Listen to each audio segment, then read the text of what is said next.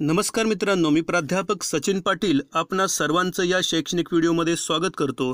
आजच्या या व्हिडिओमध्ये आपण बघणार आहोत बीएड अभ्यासक्रमातील पेपर अध्ययन आणि अध्यापन म्हणजेच टीचिंग अँड लर्निंग या विषयातील महत्त्वाचे MCQ। मित्रांनो, या विषयाचा हा दुसरा व्हिडिओ आहे। यापूर्वी पहिला व्हिडिओ आपण पाहिलेला आहे। या विषयाची संपूर्ण तयारी होण्यासाठी आपण दोन्ही व्हिडिओ पाहणं गरजेचं आहे। चला तर बघूयात मानसशास्त्राशी संबंधित अध्ययन आणि अध्यापन या विषयातील महत्त्वाचे प्रश्न। सायकोलॉजीची पुढे सायको अधिक लोगस, आत्मा अधिक चर्चा। विल्यम वूड या संदर्भात सांगता येईल। यांनी जर्मनीमधील लायप्झिग या ठिकाणी 1879 मध्ये पहिली मानसशास्त्राची प्रयोगशाळा सुरू केली। बोधावस्थेचे शास्त्र, आधुनिक मानसशास्त्राचा जनक विल्यम वूड हे आहेत। मानसशास्त्र हे वास्तववादी शास्त्र आहे। अभ्यास विषय वर्तन असतो। वर्तनवादी शास्त्रज्ञ सिग्मंड फ्रायडच्या संदर्भात माहिती आहे। मनाचे बोध व अबोध भाग त्यांनी केलेत। मनाला हिमनगाची उपमा दिलेली आहे आणि मनोविश्लेषण शास्त्राचा जनक सुद्धा सिग्मंड फ्रायड आहेत। आत्मनिरीक्षण पद्धतीत निरीक्षण स्वतःहून केले जाते। दुसऱ्याचे जे निरीक्षण केले जाते त्याला परनिरीक्षण म्हणतात। नियंत्रित परिस्थितीत केलेले निरीक्षण प्रायोगिक निरीक्षण। ज्याच्यावर प्रयोग केला जातो तो प्रयोज्य आणि जो प्रयोग करतो त्यांना प्रयोजक म्हणतात। नैसर्गिक परिस्थितीत व्यक्तीच्या किंवा प्राण्यांच्या वर्तनाचे केलेले निरीक्षण म्हणजे टिंबटिंब निरीक्षण होय। पर्यायित आंतरनिरीक्षण, बाह्य निरीक्षण, आत्मनिरीक्षण, परनिरीक्षण। योग्य उत्तर आहे पर्याय ब, बाह्य निरीक्षण। सुप्रसिद्ध व्यक्तींचा अभ्यास करण्यासाठी टिंबटिंब या मानसशास्त्रीय पद्धतीचा वापर करतात। पर्याय असतील मुलाखत, जीवनवृत्तांत, प्रायोगिक, आंतरनिरीक्षण। योग्य उत्तर आहे पर्याय ब, जीवनवृत्तांत। मानवाच्या वर्तनाच्या विकासाच्या अवस्थेचा अभ्यास टिंबटिंब या मानसशास्त्रीय पद्धतीचा वापर करतात। पर्यायित मुलाखत, प्रायोगिक, वैकासिक, जीवनवृत्तांत। योग्य पर्याय पर्याय क, वैकासिक पद्धतीचा। अनिरीक्षण म्हणजे निरीक्षण न करणे। अपनिरीक्षण म्हणजे चुकीचे निरीक्षण करणे। वाढ ही संख्यात्मक बदल आहे जी भौतिक परिमाणात मोजली जाते। विकास हा गुणात्मक बदल असतो जो टप्प्याटप्प्याने होतो, जो संकलित असतो, जो नैसर्गिक असतो। वाढ आणि विकास या संदर्भात डॉक्टर अर्नेस्ट जोन्स यांनी अभ्यास केलेला आहे। किशोरावस्था वयोगट आहे 6 ते 12, यास टोळीचे वय मानलं जातं। सामाजिक विकासाची प्रारंभिक अवस्था किशोरावस्था असते। कुमारावस्थेचा कालावधी आहे 13 ते 19 वर्ष। कुमारावस्थेला वादळी अशांततेचा काळ, पौगंडावस्था, भावनिक संघर्षाचा काळ।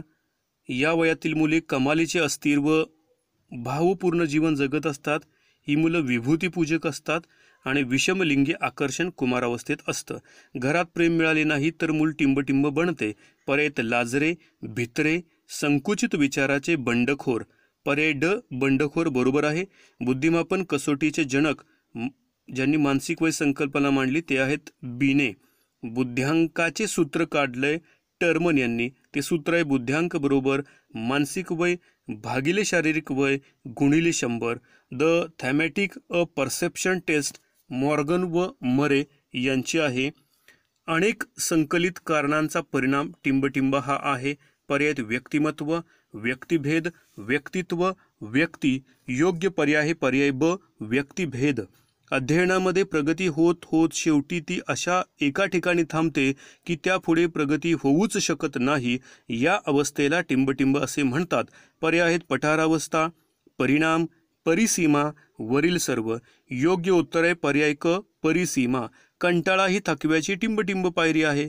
पहिली, दुसरी, तिसरी, चौथी। योग्य उत्तर आहे पहिली, पर्याय अ।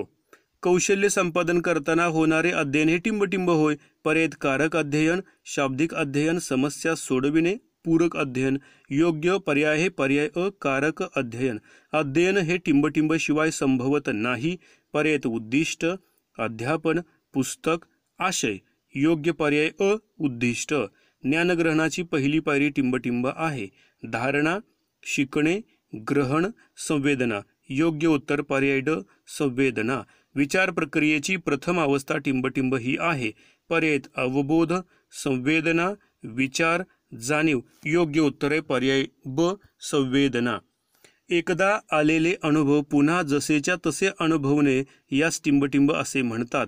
पर्यायित ग्रहण, धारणा, प्रत्याभिज्ञान, प्रत्यावाहन. योग्य उत्तर आहे पर्याय ड, प्रत्यावाहन. एकदा अनुभवलेले पुन्हा अनुभवास आले म्हणजे हे आपण पूर्वी अनुभवलेले होते हे ओळखणे म्हणजे टिंबटिंब होय. पर्याय ग्रहण, धारणा, प्रत्यावाहन, प्रत्याभिज्ञान. योग्य पर्याय पर्याय ड, प्रत्याभिज्ञान. कवीने रचलेले एखादे काव्य ही त्याची टिंबटिंब कृती होय. पर्याय रचनात्मक, सर्जनात्मक, संरचित, कल्पनात्मक. योग्य उत्तर आहे पर्याय ब, सर्जनात्मक. आसुबेल टिंबटिंब प्रकारच्या अध्ययनावर खूप भर देतो. पर्याय अर्थपूर्ण शाब्दिक अध्ययन, कृतीचे अध्ययन, अनुकरणात्मक अध्ययन, अमूर्त बाबीचे अध्ययन. योग्य उत्तर आहे पर्याय अ, अर्थपूर्ण शाब्दिक अध्ययन. पठारावस्था ही अध्ययन वक्रातील टिंबटिंब अवस्था होय. पर्याय प्रथम, द्वितीय, तृतीय, अंतिम. योग्य उत्तर आहे पर्याय क, तृतीय. ज्ञानरचनावादानुसार शिक्षकाने विद्यार्थ्यांना टिंबटिंब. पर्याय सोप्या भाषेत शिकवले पाहिजे, जास्तीत जास्त शैक्षणिक साधनांचा उपयोग करून शिकवले पाहिजे, विद्यार्थ्यांना अद्ययावत माहिती पुरवावी, शिकण्यास प्रवृत्त करावे. योग्य उत्तर आहे पर्याय ड, शिकण्यास प्रवृत्त करावे. काही तथ्ये विद्यार्थ्यांना समजण्यासाठी केलेले अध्यापन म्हणजे टिंबटिंब होय. पर्याय चिंतन स्तरावर केलेले अध्यापन, आकलन स्तरावरील अध्यापन, स्मरण स्तरावरील अध्यापन, निरर्थक अध्यापन. योग्य उत्तर आहे पर्याय क्रमांक ब, आकलन स्तरावरील अध्यापन. सहकार्ययुक्त अध्ययन या संकल्पनेचे जनक टिंबटिंब हे होत. पर्याय John Dewey, Hilda Taba, Robert Slavin, Marsha Weil. योग्य उत्तर आहे पर्याय अ, जॉन डुई. आता काही ऑब्जेक्टिव्ह स्वरूपात वन लाइनर तुम्हाला मी देतोय. प्रभुत्व संपादन उपपत्ती बेंजामिन ब्लूम, डाल्टन पद्धती हेलन पारखास, क्रमन्वित अध्ययन डॉक्टर स्किनट, घटक पद्धती डॉक्टर मॉरिसन. हे सर्व उद्गाते आहेत.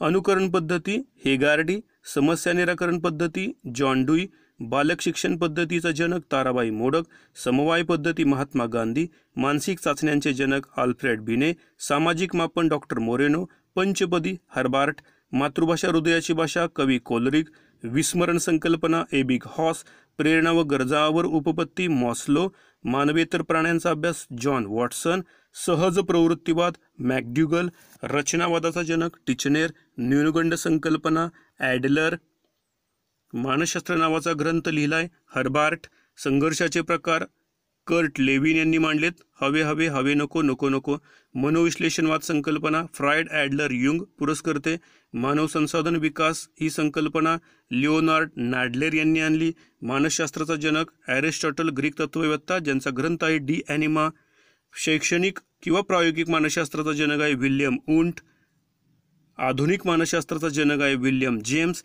मनोविश्लेषण शास्त्राचा जनक आहे सिगमंड फ्राइड, उत्क्रांतिवाद डार्विन, बोधावस्था विल्यम उंट, अबोधावस्था फ्राइड, वर्तनवाद वॉटसन, अभिजात अभिसंधान उपपत्तीचा जनक पॅवलाव, साधक अभिसंधान स्किनर, मर्मदृष्टीमूलक अध्ययन उपपत्ती कोहलर, स्वयंशोधन पद्धती डॉक्टर एच ई आर्मस्ट्रॉंग, प्रश्नोत्तर पद्धतीचा जनक सॉक्रेटिस, सर्वेक्षण पद्धतीचा जनक हिरोडॉटस, बालोद्यान पद्धती फ्रोबेल, वैकासिक वर्तनाभ्यास पद्धती टर्मन, प्रायोगिक पद्धती विल्यम उंट, निरीक्षण पद्धती जे बी वॅटसन, जीवनवृत्तांत पद्धती फ्रॉइड, अबोधावस्थेचा अभ्यासक सुद्धा फ्रॉइड आहेत, प्रकल्प पद्धती किलपॅट्रिक, विशिष्ट रचनावादी पद्धती जॉन डुई, बोधात्मक संरचना सिद्धांत जेराम ब्रुनर, बुद्धिमापन कसोट्या मांडलेल्या आहेत आल्फ्रेड बिने यांनी, मराठी व हिंदी मुलांच्या बुद्धिमापनाच्या कसोट्या डॉक्टर कामत यांनी मांडल्यात, भावनिक बुद्धिमत्ता ही संकल्पना डॅनियल गोलमन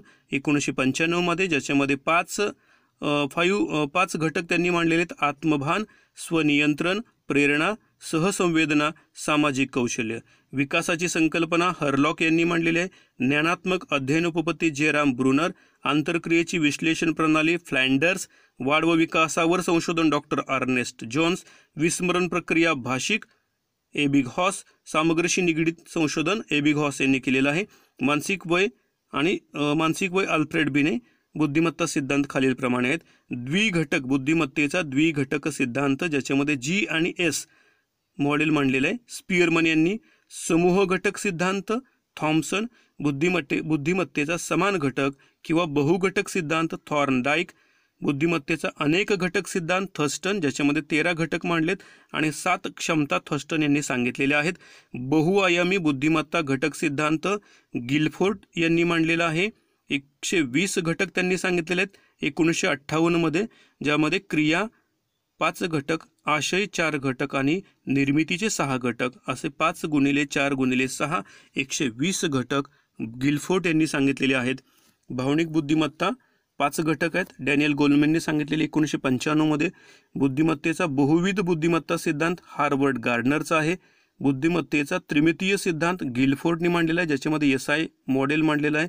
संरचनाविषयक सिद्धांत हा आहे थ्री फेसेस ऑफ इंटेलेक्ट, 1959 मध्ये गिलफोर्डने लिहिलेला हा ग्रंथ आहे. स्फटिकमय त्रिकुट बुद्धिमत्ता सिद्धांत स्टेनबर्ग. बुद्धिमत्तेचा एक घटक सिद्धांत बिने व टर्मन. मेंदू संदर्भीय बुद्धिमत्तेचे प्रारूप नेड हर्मन. बुद्धिमापनाचा जनक आल्फ्रेड बिने.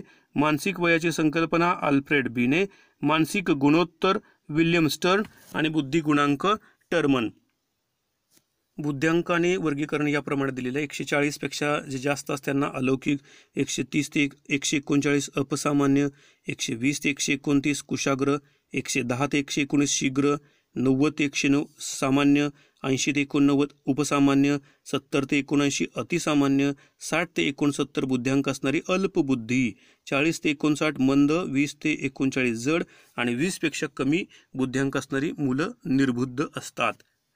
अध्ययनासंदर्भातल्या उपपत्ती या ठिकाणी दिलेल्या आहेत. थोडक्यात प्रयत्न प्रमाद उपपत्ती, प्रयत्न प्रमाद सिद्धांत हा डॉक्टर एडवर्ड थॉर्नडाईक यांनी आपल्या ॲनिमल इंटेलिजन्स या ग्रंथामध्ये 1898 मध्ये मांडलेला आहे, ज्याच्यामध्ये त्यांनी मांजरावरती प्रयोग केला. ही साहचर्यवादी उपपत्ती आहे. तयारीचा नियम, सरावाचा नियम आणि परिणामाचा नियम असे 3 नियम थॉर्नडाईक यांनी सांगितलेले आहेत.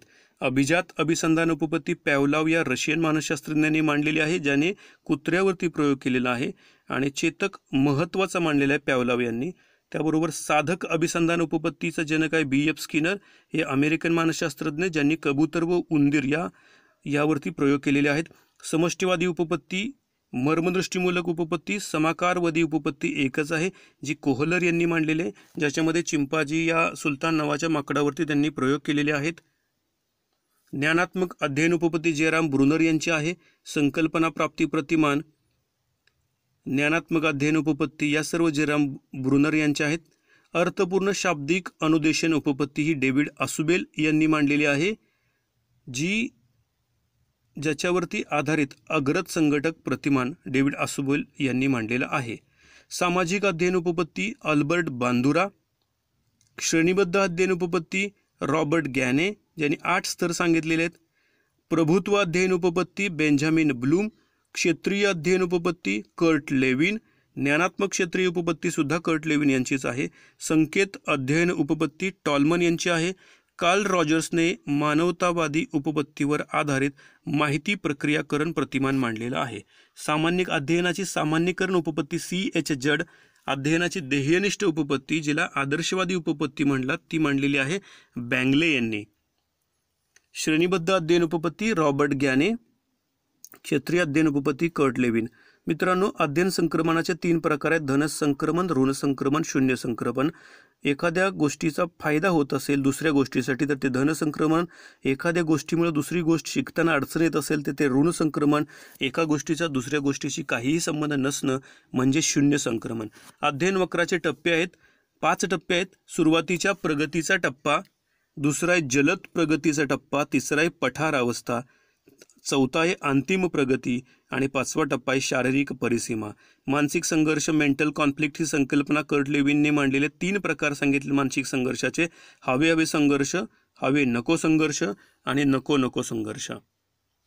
रशियन मानसशास्त्रज्ञ पॅवलॉव या उपपत्ती आपण आता पाहिलेलेच आहेत, ज्याच्यामध्ये याला अभिजात अभिसंधान उपपत्ती मांडलेले आहेत पॅवलॉव यांनी. पॅवलॉव्स थेअरी ऑफ क्लासिकल कंडिशनिंग असं म्हटलं जातं अभिजात अभिसंधान उपपत्तीला. पॅवलॉव यांनी अध्ययनाविषयक नियम दिलेले आहेत: दृढीकरणाचा नियम, उद्दीपक सामान्यीकरण नियम, उद्दीपक विलोपन नियम आणि उद्दीपक विलोचन नियम. BF स्किनर साधक अभिसंधान उपपत्ती आहे उंदीर आणि कबुतरावरती ज्यांनी प्रयोग केलेले आहेत. कोहलर मर्मदृष्टीमूलक अध्ययन, कोलर हे जर्मन मानसशास्त्रज्ञ आहेत ज्याला समष्टीवादी उपपत्ती, मर्मदृष्टीमूलक उपपत्ती, सुलतान नावाच्या चिंपांजीवर प्रयोग केलेत. आणि समष्टीवाद्यांचे अध्ययनविषयक जे नियम आहेत ते 4 नियम आहेत. समीपतेचा नियम, साधर्म्याचा नियम, पूर्णत्वाचा नियम आणि सातत्याचा नियम. मित्रांनो, या ठिकाणी जरा थेरी वाजत तुम्हाला माहिती देत आहे, यावरती आधारित प्रश्न पडू शकतात. तर या कन्सेप्ट तुमच्या क्लिअर झाल्या तर प्रश्नांची उत्तरं तुम्हाला देता येणार आहेत. रॉबर्ट गॅनी श्रेणीबद्ध अध्ययन उपपत्ती मांडली ज्याच्यामध्ये 8 स्तर सांगितलेत. जेरा ब्रुनर यांनी अध्ययनविषयक ज्ञानात्मक उपपत्ती मांडलेले. डेव्हिड आसुबेलने अध्ययन व अनुदेशन उपपत्ती 1963 मध्ये आपल्या the psychology of meaningful verbal learning या ग्रंथात मांडली. डॉक्टर ब्लूम यांनी अध्ययनविषयक प्रभुत्व अध्ययन उपपत्ती मांडली. अल्बर्ट बांदुराने सामाजिक निरीक्षणात्मक अध्ययन उपपत्ती मांडली. Social observational learning theory. अध्ययन उपपत्तींचं वर्गीकरणावरती प्रश्न पडले तर पडू शकतील. साहचर्यवादी उपपत्तीचा गट दिलेले. साहचर्यवादी उपपत्तीमध्ये थॉर्नडाईक, पॅवलॉव, स्किनर, वॉटसन, गुरुथी आणि हल हे मानसशास्त्रज्ञ येतात. ज्ञानात्मक उपपत्तीमध्ये समाकारवादी उपपत्ती, लेनिनची क्षेत्रीय उपपत्ती, गॅने, टॉलमन, आसुबेल आणि ब्रुनरच्या उपपत्ती येतात. आणि आधुनिक उपपत्तीमध्ये ब्लूमची प्रभुत्व अध्ययन उपपत्ती, बांदुराची सामाजिक अध्ययन उपपत्ती आणि माहिती प्रक्रियाकरण प्रतिमान येतात. अध्ययनावर परिणाम करणारे घटक आहेत अनुवंश, परिसर आणि काही मानसिक प्रक्रिया ज्याच्यामध्ये संवेदना, अवबोध, संबोध, प्रतिमा, कल्पना, विचार, स्मरण, विस्मरण, अवधान, अभिरुची, प्रेरणा, बुद्धिमत्ता आणि भावनिक बुद्धिमत्ता या गोष्टींचा परिणाम अध्ययनावरती होतो. चला तर बघूयात ते घटक कसे आहेत. याच्यावरती आधारित प्रश्न विचारतील. मी तुम्हाला थेरीवजा माहिती देतोय पण तुम्हाला प्रश्न याच्यावरतीच पडणार आहेत. अनुवंश संबंधी 1860 मध्ये ग्रेगर मेंडेल यांनी संशोधन केलं. वाटाण्याचा संकर ज्यांनी घडवून आणला आणि आपल्यावरती आपल्या पूर्वजांचा किती टक्के परिणाम होतो तर 50% आईवडिलांचा वारसा, 25% आजी आजोबा आणि 25% पणजी पणजोबा व इतर पूर्वजाकडून मिळतो. अनुवंशासंबंधी 3 नियम आहेत. साधर्म्याचा नियम ज्याच्यामध्ये विशिष्ट प्राण्यांची पिल्ले त्यासारखीच दिसतात. वैविध्यतेचा नियम, एकाच आईची मुलं वेगवेगळे दिसतात. आणि परागतीचा नियम, उंच आईवडिलांची मुलं उंच होतात. डॉक्टर हेवर्ट व वॅटसन यांनी अनुवंशापेक्षा परिस्थितीला अधिक महत्त्व दिलेलं आहे. संवेदना म्हणजे काय? बाह्य उद्दीपकासंबंधी अगदी प्राथमिक स्वरूपाची जाणीव म्हणजे संवेदना. ज्ञानेंद्रियाद्वारे जाणीव होते. बाह्य उद्दीपक आवश्यक असतो. या ठिकाणी शिक्षकाच्या हातात काहीतरी आहे, ते काय आहे हे माहीत नाही. ही जाणीव म्हणजे संवेदना. हातात काहीतरी आहे पण माहीत नाही, म्हणजे फक्त जाणीव झाली, या ठिकाणी ती असते संवेदना. अवबोध म्हणजे काय? मग संवेदनेला अर्थ प्राप्त झाला की त्याचे अवबोधात रूपांतर होते. उदाहरणार्थ शिक्षकाच्या हातातील वस्तू खडू आहे हे ओळखू येणं म्हणजे अवबोध. म्हणजे संवेदनेला अर्थ प्राप्त झाला की अवबोध तयार होतो. म्हणून अवबोधाचं सूत्र झालेलं आहे संवेदना अधिक अर्थ बरोबर अवबोध. संवेदना कशी तयार होईल? संवेदना म्हणजे अर्थरहित ज्ञान. अवबोध वजा अर्थ बरोबर संवेदना. अवबोधात दोष असतात. इंद्रिय भ्रम, उद्दिष्ट अस्पष्ट असला किंवा पार्श्वभूमी बदललेली असली तर ज्ञानेंद्रियाकडून चुकीचा अर्थ लावला जातो. इंद्रिय भ्रम म्हणजेच अवबोध होण्याच्या क्रियेत संबंधित ज्ञानेंद्रियाने केलेली चूक होय. उदाहरणार्थ अंधारात दोरीला साप समजणं, सापाला दोरी समजणं, बाटलीचं बूच नाण्यासारखं वाटणं. चित्तभ्रम काय? उद्दीपक समोर नसताना झालेला भास म्हणजे चित्तभ्रम. उदाहरणार्थ भावनाक्षोभ, अस्वस्थ मन, अतिसंवेदनशीलता, भावनाप्रधानता ही चित्तभ्रमाची कारणे आहेत. काय उदाहरण त्याचं? दाराची बेल वाजल्यासारखं वाटणं, मोबाईलची रिंग वाजल्यासारखं वाजणं, मृत व्यक्तीने हाका मारल्यात असा भास होणं, हे सगळ्या चित्तभ्रम आहेत. इतर गोष्टींच्या तुलनेने जी गोष्ट अधिक उठून दिसते त्या गोष्टीला आकृती, तर उरलेल्या कमी महत्त्वाच्या गोष्टींना पार्श्वभूमी म्हणतात. बॅट्समन ही आकृती आणि ग्राउंडवरील इतर बाबी ही पार्श्वभूमी. प्रतिमा म्हणजे काय? समोर उद्दीपक नसताना पूर्वी घेतलेल्या अनुभवांचे मनातल्या मनात पुनर्जीवन करता येणे याला प्रतिमा म्हणतात. उदाहरणार्थ वाघ शब्द येताच वाघ समोर नसताना वाघाची प्रतिमा मनातल्या मनात येते. प्रतिमांचे प्रकार आहेत दृक, गंध, रस, स्पर्श आणि गती. कल्पना म्हणजे काय? प्रतिमासृष्टीतील निवडक प्रतिमांच्या आधारे एक आगळेवेगळे मानसिक चित्र तयार करणाऱ्या प्रक्रियेला कल्पना म्हणतात. स्वर्ग, नरक, राक्षस, मत्स्यगंधा या सगळ्या कल्पना आहेत. कल्पनांचे प्रकार आहेत पुनरुत्पादित आणि रचनात्मक. पुनरुत्पादित कल्पना पूर्वानुभव मनपटलावर जसेच्या तसे उमटणे. उदाहरणार्थ गेलेली सहल आठवणं ही पुनरुत्पादित कल्पना आहे. रचनात्मकमध्ये 2 प्रकार आहेत. रचनात्मक म्हणजे काय? प्रतिमांची जुळवाजुळव म्हणजे रचनात्मक कल्पना. त्याचे 2 प्रकार आहेत, सर्जनात्मक आणि अनुकरणात्मक. अनुकरणात्मकमध्ये स्वैर अनिर्बंध दुसऱ्याच्या कल्पना आपण अनुभवतो अनुकरणात्मकमध्ये. सर्जनात्मकमध्ये 3 प्रकार आहेत. व्यावहारिक ज्या उपयुक्त असतात, स्वैर म्हणजे माणसाला पंख असतात, घोडा आकाशात उडतोय, स्वर्गात तुम्ही फिरताय, हे सगळ्या स्वैर कल्पना. सौंदर्यनिष्ठ म्हणजे चित्रकार, कवी, साहित्यिक यांच्या कलाकृती या सौंदर्यनिष्ठ कल्पनामध्ये येतात. त्यावरती आधारित तुम्हाला प्रश्न विचारतील. विचार, समस्येचे विश्लेषण करून ती सोडवण्याची योजना तयार करणे म्हणजे विचार. पूर्वानुभवाच्या विविध अंगाची मनातल्या मनात जुळवाजुळव करणे म्हणजे विचार. ही मनची व्याख्या आहे. विचार प्रक्रियेच्या 2 पातळ्या आहेत, अबोधात्मक पातळी आणि संबोधात्मक पातळी. उद्गामी विचार पद्धती आणि अवगामी विचार पद्धती सुद्धा आहेत. स्मरण म्हणजे काय? स्मरण म्हणजे धारणा, एडगेलची व्याख्या आहे. स्मृती म्हणजे नवा अनुभव, रॉसची व्याख्या आहे. पूर्वानुभव बोधावस्थेच्या पातळीवर आणणे म्हणजे स्मरण, मॅकडुगलची व्याख्या आहे. आणि गतानुभवांचे पुनरुज्जीवन म्हणजे स्मरण, स्काउट यांची व्याख्या आहे. स्मरण प्रक्रियेत 4 घटक येतात. ग्रहण म्हणजे अनुभव घेणे, धारणा म्हणजे अनुभव जपून ठेवणे, आणि प्रत्यावहन म्हणजे अनुभव आठवणे, प्रत्याभिज्ञान म्हणजे परिचित गोष्ट अनुभव ओळखणे. विस्मरण, पूर्वानुभव आपल्या स्मृतीतून पूर्णतः निसटतात, त्याला विस्मरण म्हणतात. त्याची काय कारणे आहेत विस्मरणाची? अनअभ्यास, पठनानंतरच्या क्रिया, झोप, विश्रांतीचा अभाव, दमन, थकवा, सरावाचा अभाव, मानसिक धक्का. एबिंगहॉस या जर्मन मानसशास्त्रज्ञाने 1885 मध्ये विस्मरण प्रक्रियेचा अभ्यास केलेला आहे. अवधान, जाणीवेच्या केंद्रीकरणास अवधान म्हणतात. अवधान म्हणजे एखाद्या गोष्टीकडे किंवा विषयाकडे वळलेला आपल्या मनाचा ओघ. अवधानाचे 3 प्रकार आहेत मित्रांनो. अनैच्छिक अवधान, आपली इच्छा असून आपलं अवधान जातं, उदाहरणार्थ विजांचा कडकडाट, आपलं लक्ष जातंच. ऐच्छिक अवधान, ज्या गोष्टीकडे आपण इच्छापूर्वक लक्ष देतो ते ऐच्छिक अवधान, उदाहरणार्थ आपण अभ्यासाकडे इच्छापूर्वक लक्ष देतो. अभ्यस्त अवधान म्हणजे एखाद्या विषयातील गोडी वाढवून जेव्हा त्या विषयाकडे आपले सहजासहजी लक्ष जाते त्या प्रकारास अभ्यस्त अवधान म्हणतात. संशोधक, कलावंत, छंदिष्ट यांचे अवधान हे अभ्यस्त अवधान प्रकाराचे असते. या 3 प्रकारातील सर्वश्रेष्ठ प्रकार आहे अभ्यस्त अवधान. संबोध संकल्पना, विविध अनुभवाचे संकलन करून त्यातले काढलेले सार म्हणजे संकल्पना. संकल्पना निर्मितीचे टप्पे आहेत. वस्तूचे प्रत्यक्ष ज्ञान होणे, गुणांचे विश्लेषण करून गुणवैशिष्ट्य वेगळे करणे, गुणवैशिष्ट्यांचे सामान्यीकरण करणे, अमूर्त स्वरूप देणे आणि शब्दाच्या माध्यमातून संबोध व्यक्त करणे. जॉन डुईने समस्या निराकरणाचे पुढील टप्पे सांगितलेत. पहिला टप्पा आहे समस्येची जाणीव होणे. दुसरा, समस्येसंबंधी निराकरणासाठी विविध उपायांचा विचार करणे. तिसरा आहे अनेक उपायातून योग्य उपायाची निवड करणे. चौथा आहे समस्या निराकरण करणे. मित्रांनो, तुम्हाला अध्यापन प्रतिमानावरती सुद्धा प्रश्न पडणार आहेत.